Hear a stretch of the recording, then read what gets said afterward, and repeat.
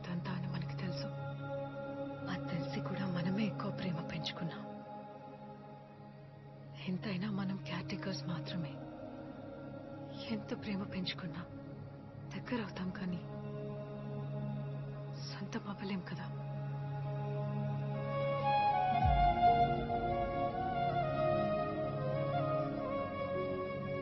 ఒక్కోసారి ట్రావెల్ చేసినప్పుడు మనకు ఒక ప్లేస్ చాలా నచ్చేస్తుంది.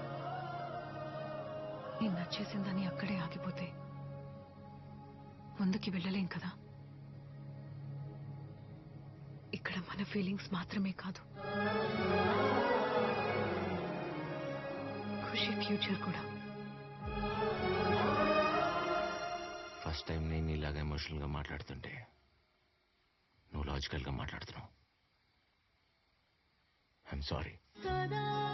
నువ్వు చెప్పేది రైటే.